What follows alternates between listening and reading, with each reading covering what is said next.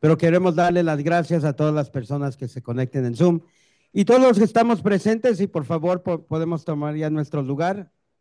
Y de nuevo, simplemente darle la bienvenida de nuevo a la hermana Mila que va a estar dirigiendo esta sesión.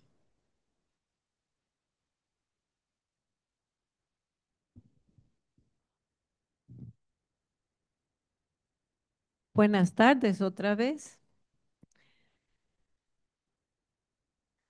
Estoy planteando este momento más que una presentación como un momento de conversación. Y entonces, expresarles que para mí es un gozo poder caminar junto a ustedes en estos días. A quienes están en línea, les pido que tengan un lapicero y un papel cerca de ustedes. Quienes están en las mesas, cada uno tiene papeles en blanco, papeles blancos. Si pueden recoger un papel cada uno de ustedes en las mesas.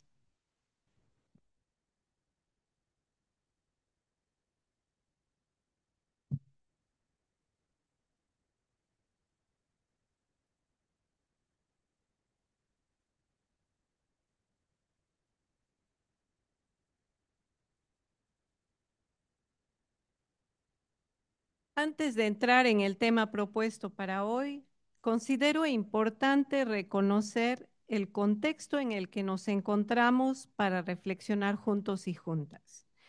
A nivel eclesial global, estamos en el momento de la implementación del sínodo de la sinodalidad. El sínodo empezó en el año 2021 y con este proceso se inició un proceso de escucha a nivel de toda la iglesia, un proceso de escucha y discernimiento global. Este proceso global concluyó en octubre del año pasado con la segunda sesión plenaria. Y luego de esta sesión plenaria hemos recibido algunos de los lineamientos para continuar este proceso sinodal en las parroquias, en las diócesis y también en nuestros grupos eclesiales. Y quienes formamos parte de la pastoral migratoria, somos miembros a veces del grupo fuera del movimiento catequético, fuera del movimiento litúrgico, pero tenemos también que vivir este proceso sinodal en nuestros grupos como pastoral migratoria. Y entonces la idea es que en este proceso de implementación hagamos realidad los desafíos del discernimiento en conjunto y de la toma de decisiones. En otras palabras, se trata de dar continuidad a la comunión, la participación y la misión. En este año también estamos celebrando el año de jubileo. A partir de la convocatoria del Papa Francisco y ahora continuada por el Papa León XIV, nos encontramos reflexionando durante este tiempo jubilar en torno a la esperanza, al perdón y a la reconciliación. A nivel del país, nos viene bien este tema jubilar.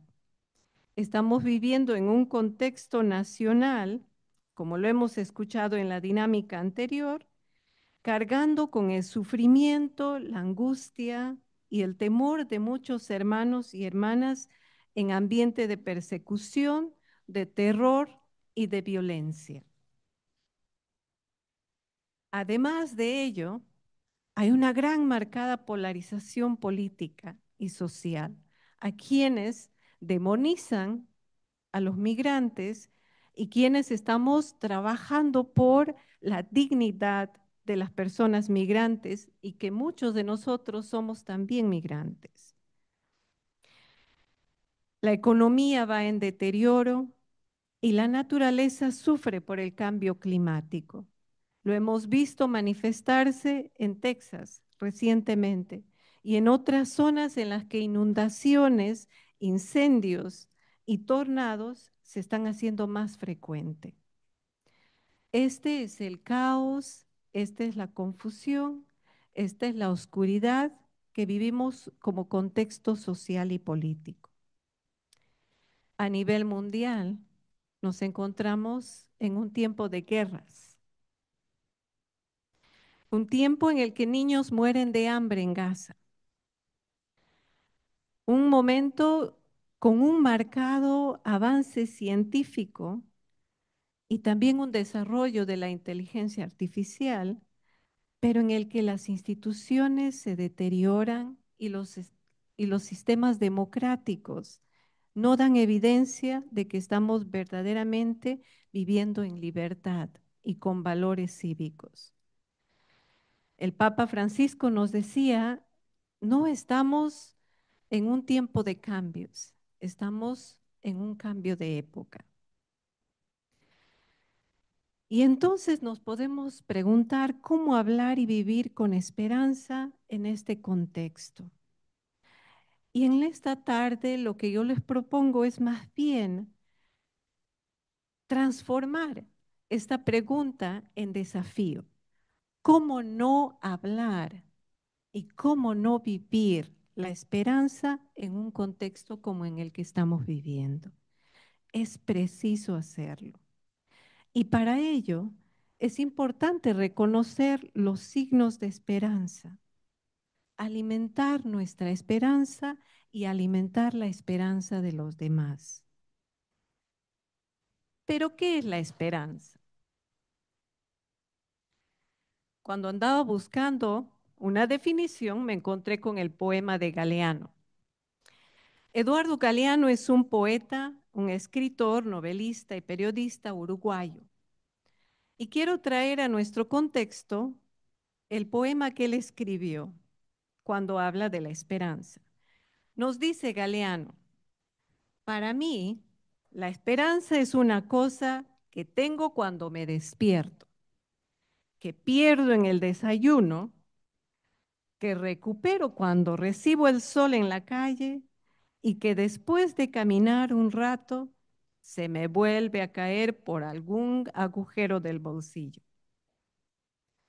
Y me digo, ¿dónde quedó la esperanza? Y la busco y no la encuentro. Y entonces, acusando el oído, la escucho ahí, croando como un sapito minúsculo, llamándome de entre los pastos. La tengo, la vuelvo a perder y a veces me duermo con ella y a veces duermo solo. Pero yo nunca tuve una esperanza de receta, comprada en una tienda de corte y confección. Una esperanza dogmática, ¿no? Es una esperanza viva y por lo tanto no solo está a salvo de la duda, sino que se alimenta de la duda. ¿Qué nos llama la atención de esta manera de Galeano de hablar de la esperanza? Nos identificamos con alguna de sus experiencias. Todos nos despertamos alegres. Me decía una de mis hermanas de comunidad, yo estoy contenta cuando me levanto hasta que veo a las demás. Típico de la comunidad religiosa, ¿no? Entonces, vamos a tomarnos 5 minutos para conversar en nuestra mesa con las personas que están más cerca. ¿Qué me llama la atención de esta manera de hablar de la esperanza de Galeano? Hay algo que se relaciona con mi experiencia propia de la esperanza. Nos tomamos 5 minutitos.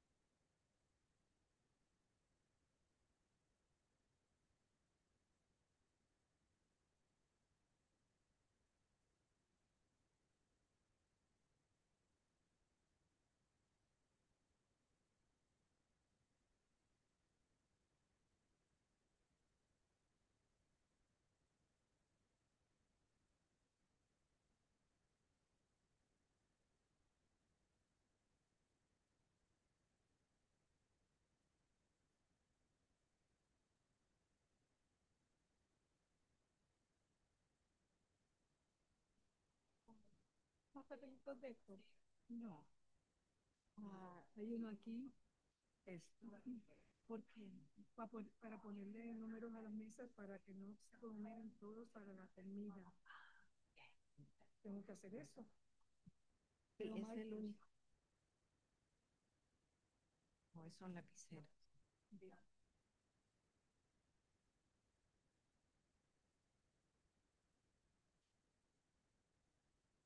Me encanta cómo se habla.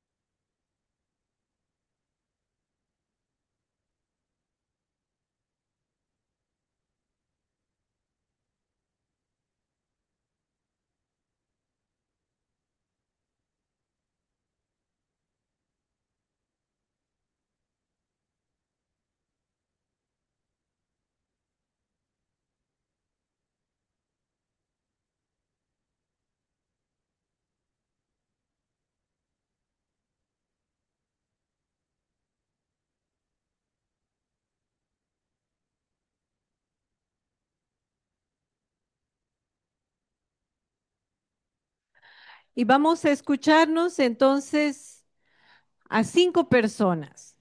¿Qué les llama la atención de esta manera de Galeano de hablar de la esperanza? ¿Se identifican con algo de lo que dice Galeano?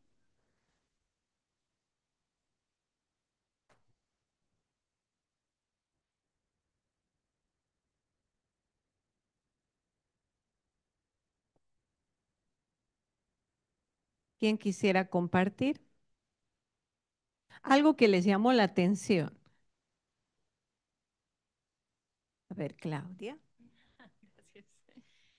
Gracias. Bueno, sí, justo estábamos compartiendo que lo que podemos percibir de este poema es que tiene altas y bajas y que nos identificamos porque igual nosotros tenemos a veces mucha esperanza en algo y pasa algo malo pues la perdemos. Entonces, de repente algo pasa muy bueno a nivel mundial y decimos, ah, sí, eso me hizo otra vez volver a recobrar la esperanza en la humanidad y todo eso, pero de repente pasa algo tan terrible que solo una sola persona que hace tanto daño a tanta gente, entonces otra vez. Entonces, justo esos altas y bajas que podemos percibir del poema. ¿Alguien más?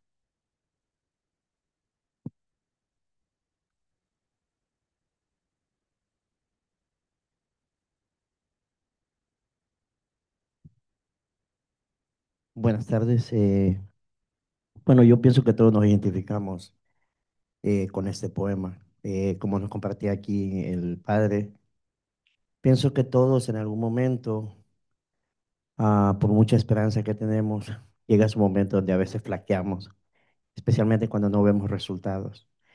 Cuando decimos, trabajamos tan duro y al final del día pues no vemos ningún cambio, ya sea en lo material, en la sociedad, en lo espiritual. Pero entonces, como nos decía el padre, y es algo que yo he escuchado de otros párrocos, de mis párrocos, que justamente en esos momentos es donde debe de volver a relucir la fe, porque la esperanza y la fe van de la mano. Todos hemos flaqueado, eso es muy seguro, pero si tenemos esa fe, la esperanza va a continuar.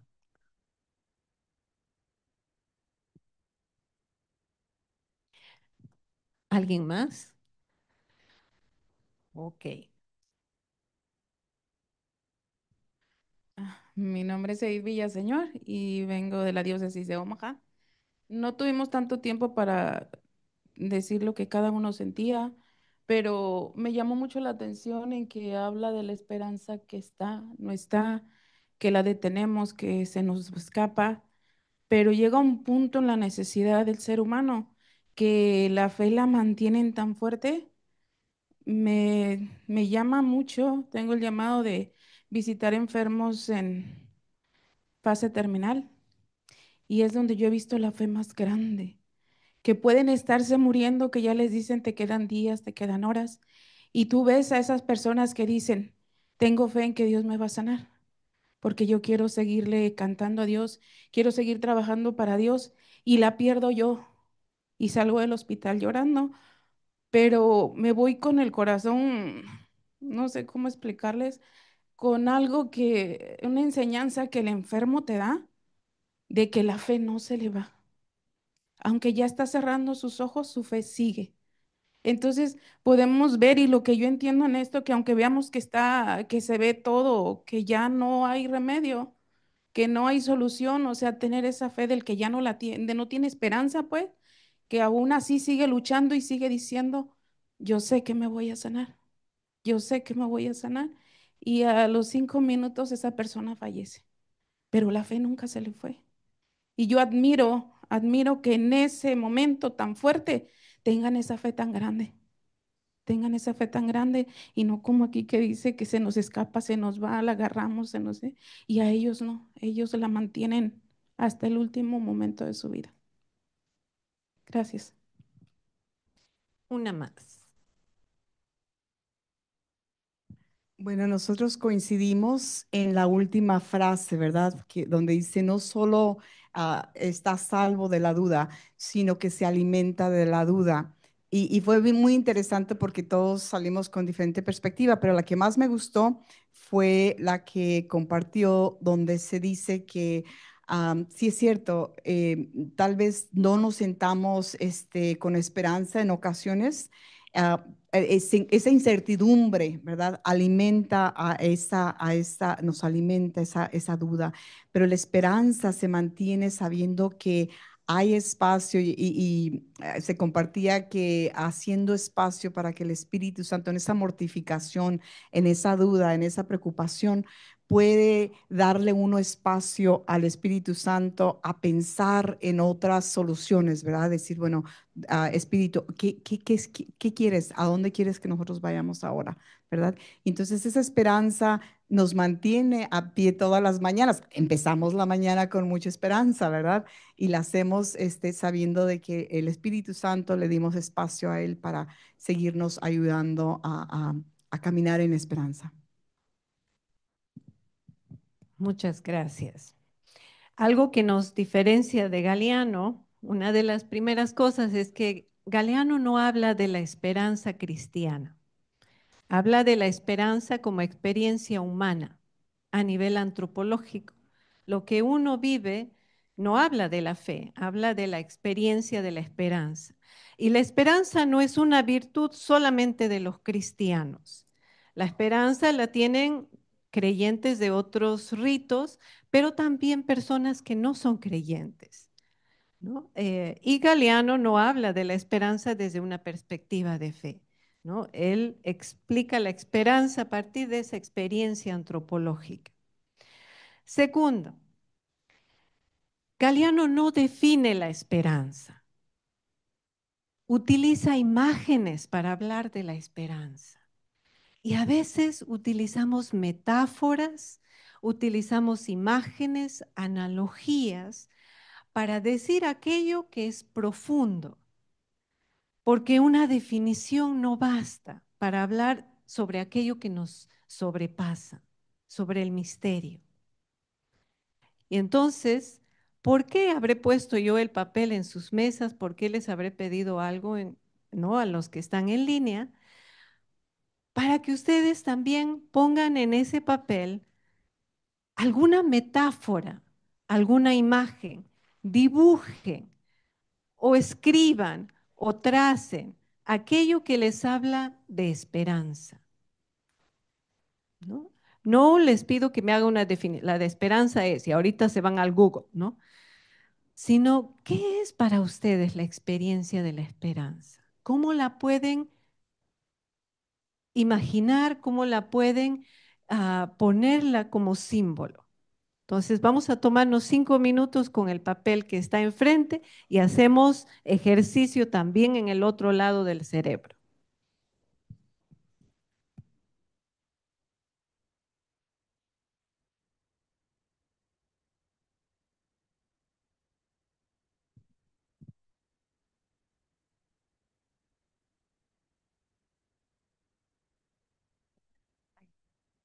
No, pero ¿le sobra papel? No.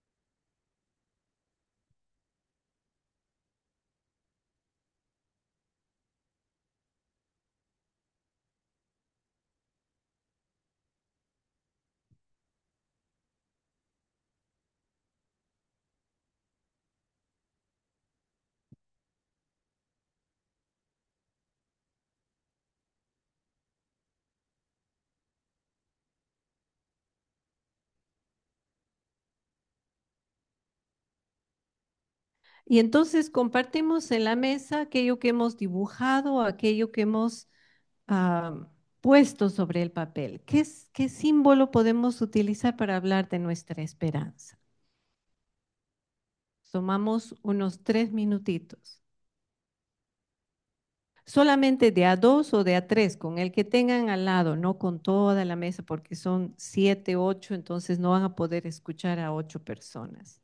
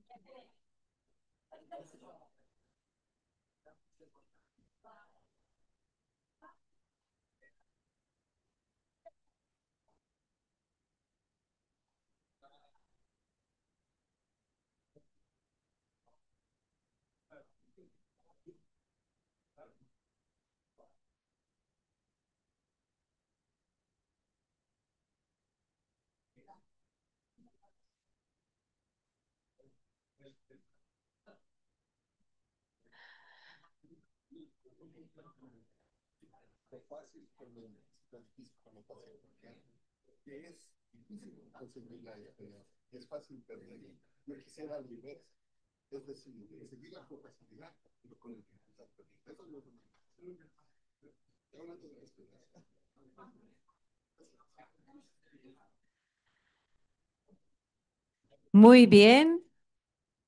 Cuando regresemos en la noche a nuestros lugares de refugio, podemos seguir compartiendo sobre las metáforas o sobre las imágenes.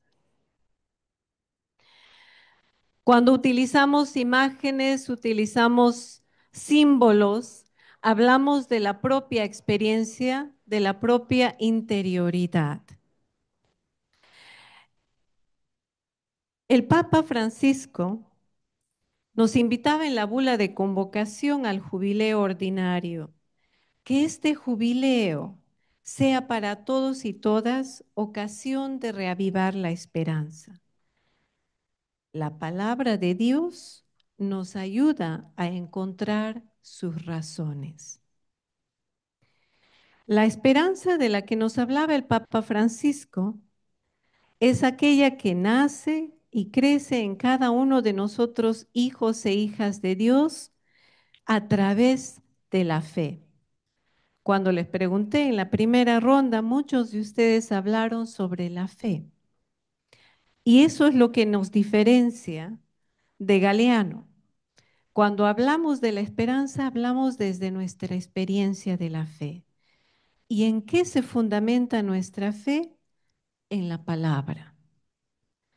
La palabra nos ayuda a reconocer la esperanza desde los relatos originarios que tenemos en los textos y también en la palabra hecha carne.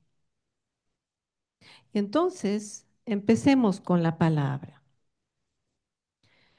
¿Qué nos dice o qué escuchamos en Génesis capítulo 1, versículo 1 y 2?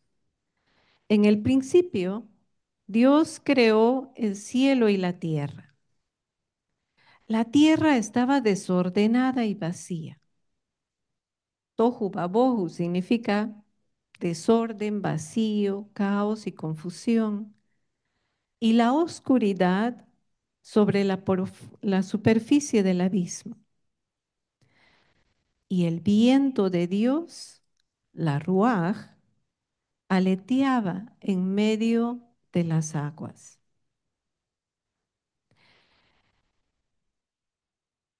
Para los judíos, en la Biblia o en el Tanakh, el primer versículo es más bien un título. El contenido empieza en el versículo 2. Y en este título se encuentra una afirmación trascendental. En el principio, Dios creó el cielo y la tierra. En el principio designa cuando Dios empezó a crear. Desde la nada, cuando nada existía. Con una expresión muy parecida, comenzaba también el relato del mito babilónico de la creación en Enuma Elish. Nos dice este relato, que es mucho más antiguo que el de Israel, cuando en lo alto los cielos no habían sido nombrados, abajo la tierra no había sido llamada con su nombre, el Apsu primordial, su progenitor, y Mumu Tiamat, la que dio a luz a todos, sus aguas como en un solo cuerpo se mezclaban. Los pastizales no se habían hacinado, el carrizal no había aparecido. Cuando los dioses, ninguno había sido traído al ser, ni llamados con su nombre. Sus destinos no destinados, entonces sucedió que dentro de ellos fueron formados los dioses.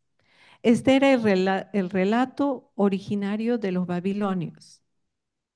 Y todo comienza en el abismo, ¿no? Entre medio de las aguas, así como el relato de Israel. Pero ¿cuál es la diferencia? Que el poema de Israel presupone la existencia de Dios antes de todo. Dios antecede a la creación.